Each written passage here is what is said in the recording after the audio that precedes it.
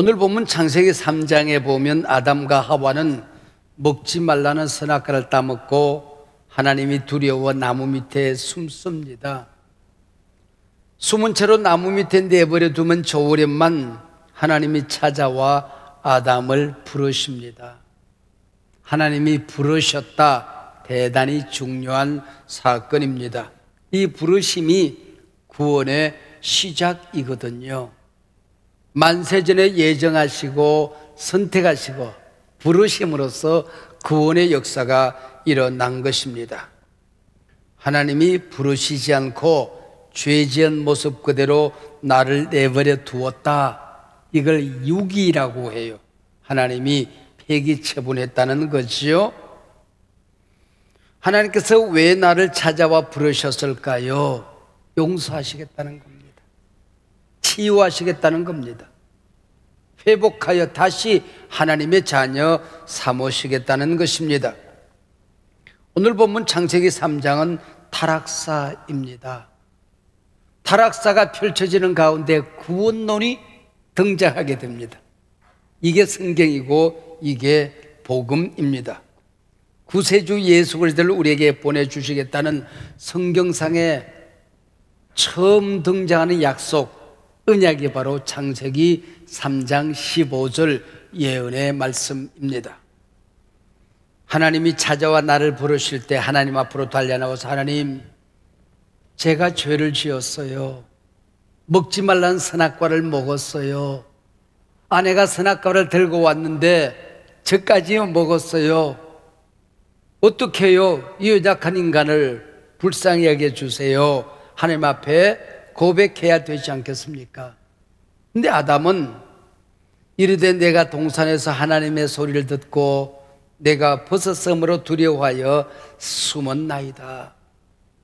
왜 죄진 인간이 하나님께 나오지 않을까요? 하나님이 두렵기 때문입니다. 하나님 살려주세요가 아니라 하나님 탓, 남 탓, 핑계대기 시작하는 것입니다. 저는 잘못이 없다는 겁니다. 하나님이 만들어준 저 여자가 먹으라고 그래서 먹었습니다. 뱀이 나를 꿰물어 먹었나이다.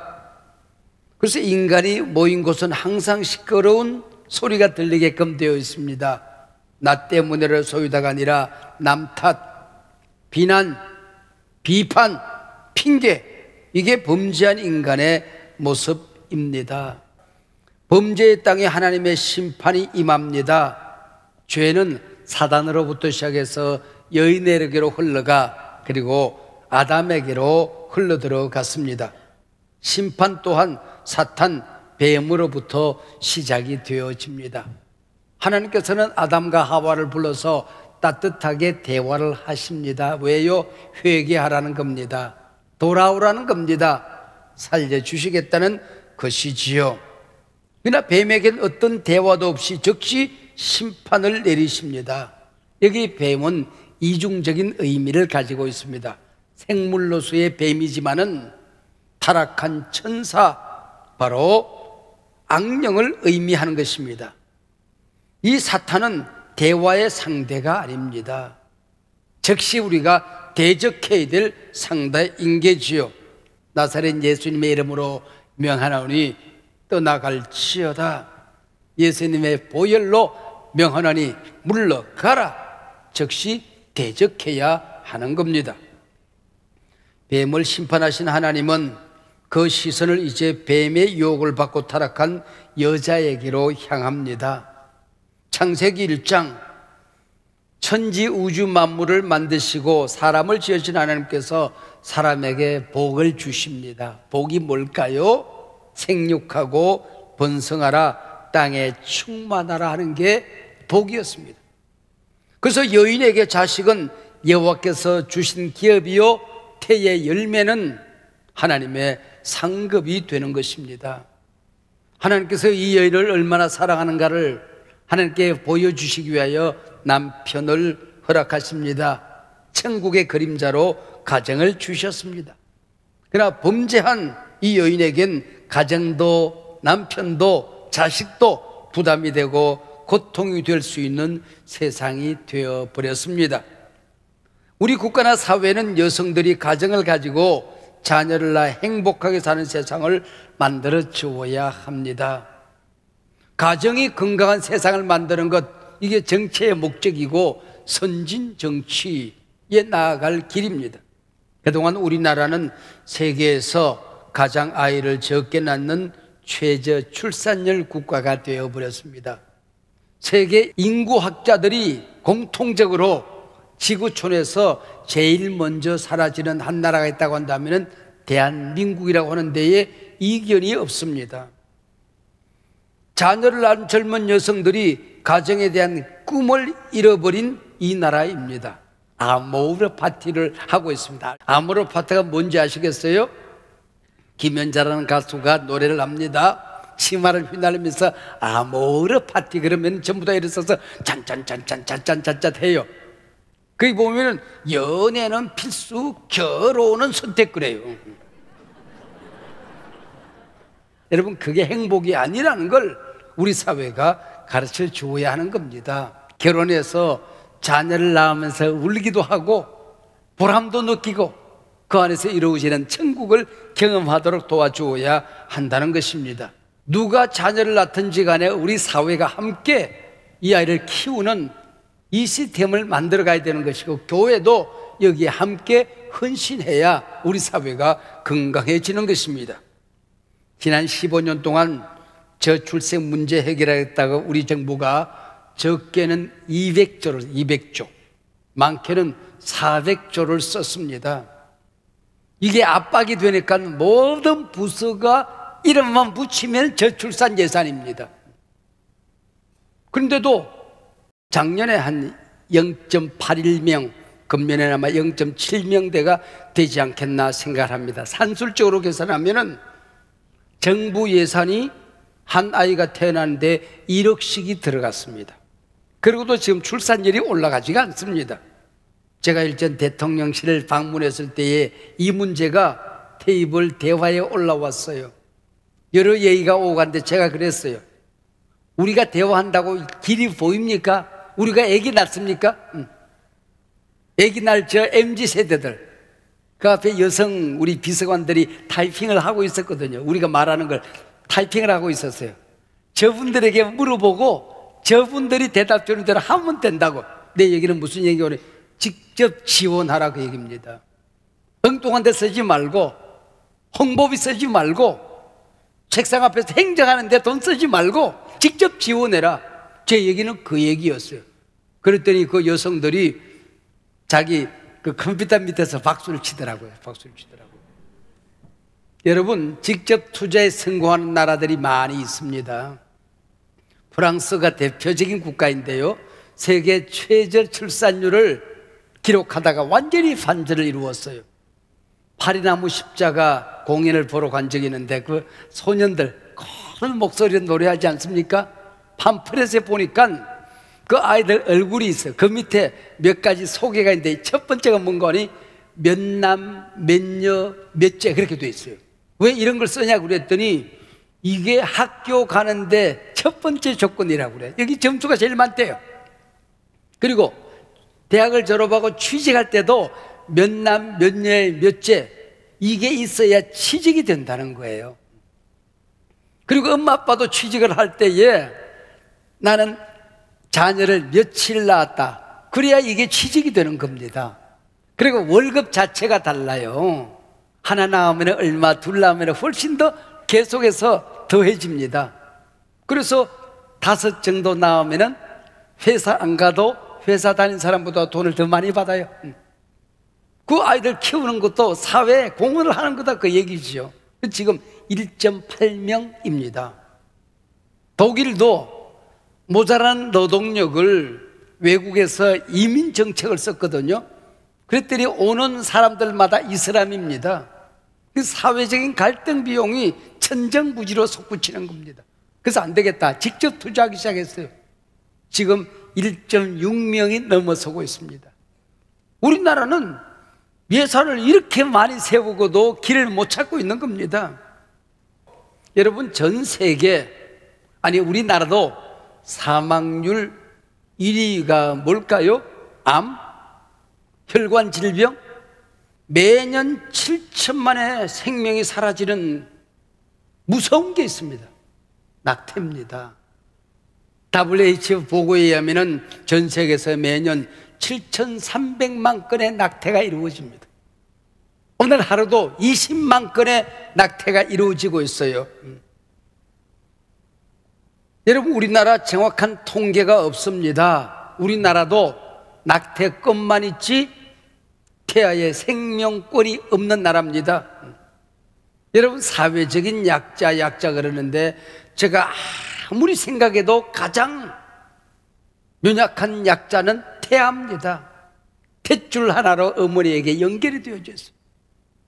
그 아이가 낙태를 당하면은 이런도 못 가지고 온전한 사람의 모양도 한번 못 드러내고 죽는 거예요.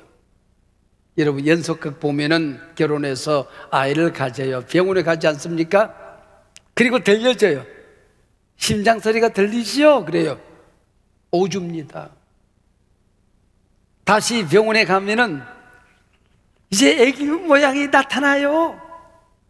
아빠를 닮아서 코가 커요. 엄마를 닮아 다리가 길어요. 그래요. 10주입니다. 누가 감히 이 아이들은 생명이 아니라고 누가 말할 수가 있겠습니까? 여러분, 생명 우리 것입니까? 엄마가 아이를 가졌습니다. 그 아이의 생명 엄마 것입니까? 하나님의 것입니다. 우리 예수 믿는 사람들 자살 왜 그게 죄인지 아세요? 내 생명 내 것 아니에요. 내가 만든 게 아니에요. 하나님이 내게 주신 선물이란 말이에요. 자살도 타살입니다. 내 생명을 내가 죽이는 거예요.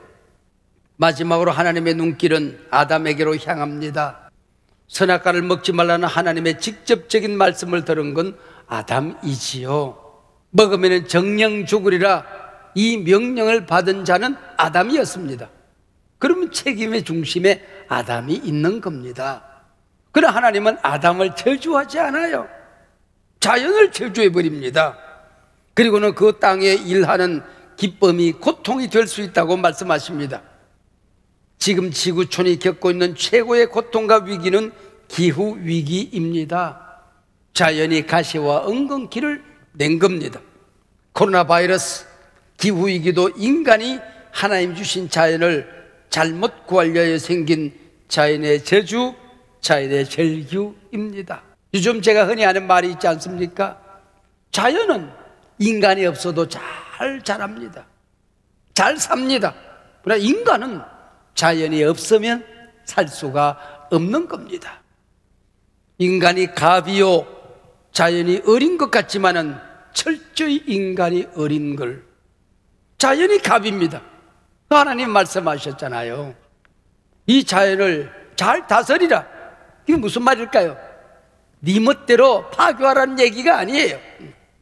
하나님의 마음을 가지고 네 것 아니니 하나님이 만든 것이니 잘 다스리고 섬기라고 하는 것입니다. 내가 1년을 살아요. 자동차 타고 버스도 타고 그리고 소고기도 먹고 그러면은 80억 인구가 1인당 80톤의 얼음을 지금 녹이고 있는 겁니다.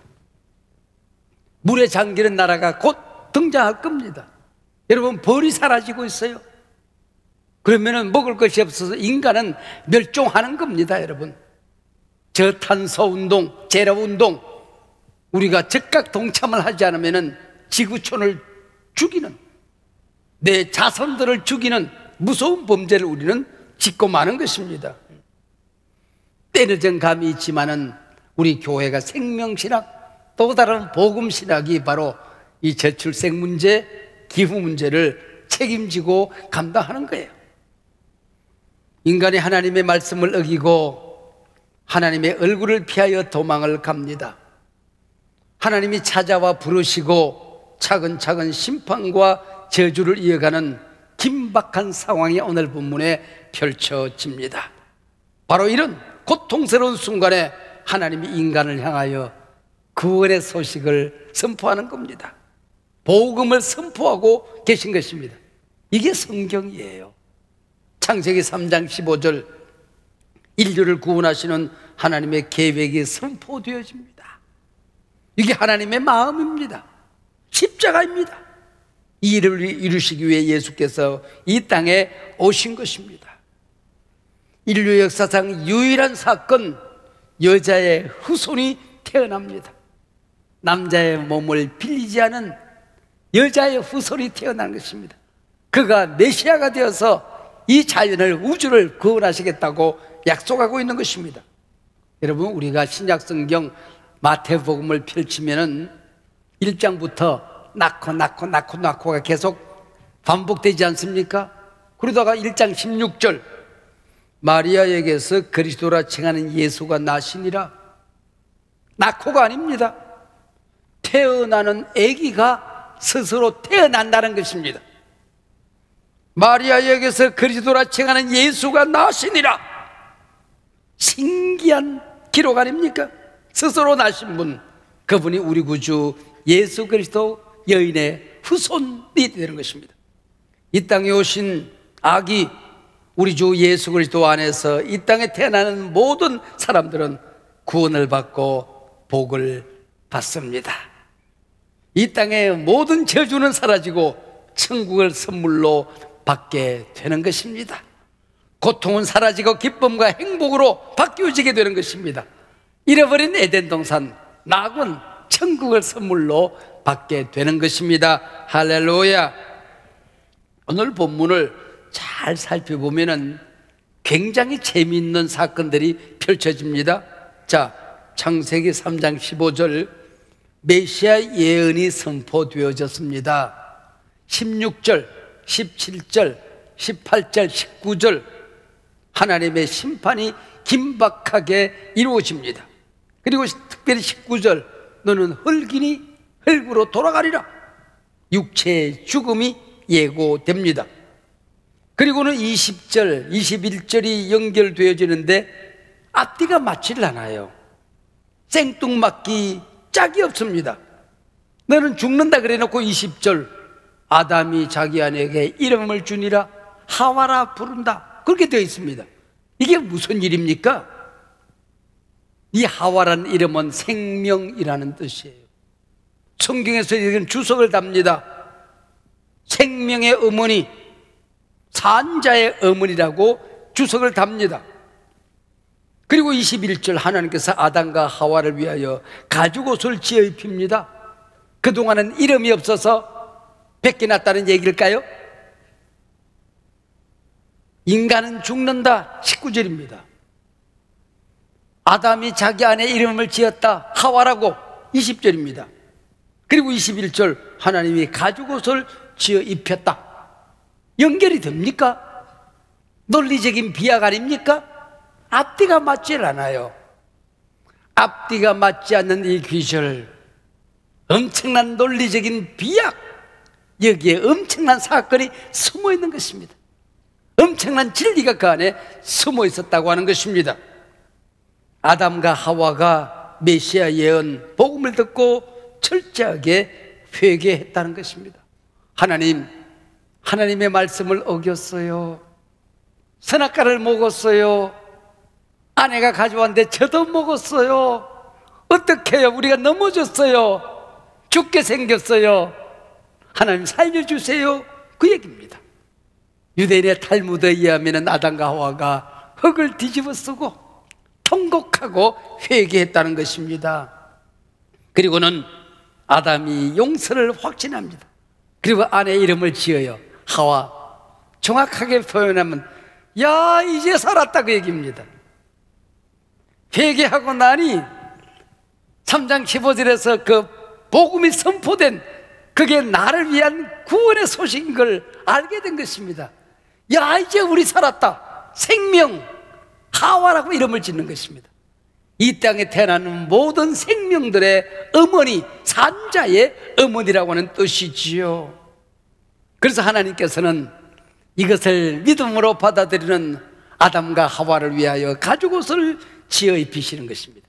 이게 justification, 칭의 사건입니다. 의롭다고 일컬어주는 것이죠. 그것이 가죽옷을 지어 입히는 사건인 것이죠. 논리적인 비약이 아니라 구원의 여정이 차곡차곡 펼쳐지고 있는 사건이죠. 가죽옷을 지어 입혔다. 인간이 만든 선행이나 공로의 옷이 아닙니다. 철학이나 도덕이나 지식의 옷이 아닙니다. 인간의 죄를 덮는 하나님이 친히 만든 은혜의 옷이었던 거지요. 가죽옷은 누군가 죽어야 지어지는 옷입니다. 누군가 피를 흘린 다음에야 만들어지는 옷이 가죽입니다. 그래서 이 가죽옷은 예수 그리스도께서 십자가에 죽으시고 만든 대속의 옷인 것입니다. 가죽옷은 아담과 하와를 언젠가는 에덴으로 낙원으로 데려가시겠다고 하는 언약에 온 약속의 옷이었던 거지요. 예수 그리스도 가죽옷을 입고 사는 자는 영생을 얻습니다. 하나님의 자녀가 되는 권세를 얻게 되는 것입니다. 너는 이제 천국 백성으로 살아가다가 네가 이 세상 끝나는 날, 흙이 되어 흙으로 돌아가는 날 천국으로 돌아오게 되리라 약속의 옷이었던 것이지요. 가죽옷에 죽인 한 마리 양은 바로 예수님 자신이었습니다. 양 한 마리가 죽으면서 매매 소리를 지릅니다.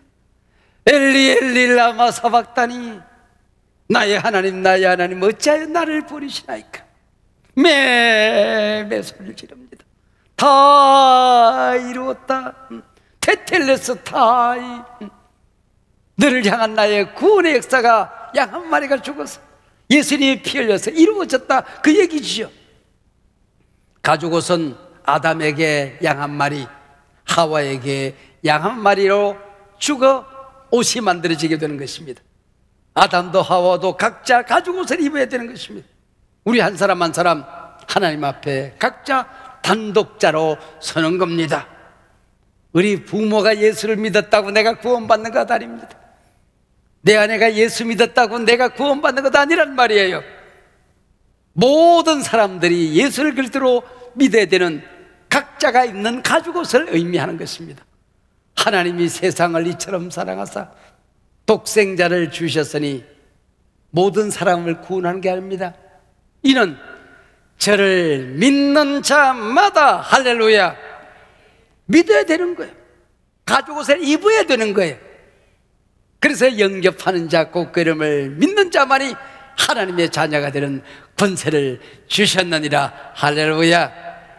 에덴 동산에 오신 예수님, 이 성탄절기에 위기의 땅에 다시 오십니다. 여러분, 우리 한 사람 한 사람이 예수님을 영접한 사실을 알게 되었을 때에, 예수님이 나를 위해 십자가에 달려 돌아가셨다는 사실을 믿게 되었을 때, 야, 이제 우리 살았다. 우리 모두가 하와로, 산자의 어머니, 산자의 아버지로 바뀌어지는 역사가 일어나게 되는 것입니다. 고통 중에 오셨습니까? 사업이 어려우십니까? 병든 몸으로 오셨습니까? 주님을 만나시길 바랍니다. 믿음이 흔들거렸습니까? 실패했습니까? 세상에 쓰러지고 넘어지셨습니까? 야, 이제 우리 살았다. 하와로서 다시 거듭나는 이 시간, 가죽옷을 입고 이 세상을 변화시키는, 이 세상을 밝게 만들어가는 귀한 하나님의 자녀들이 되시기를 주의 이름으로 축원합니다.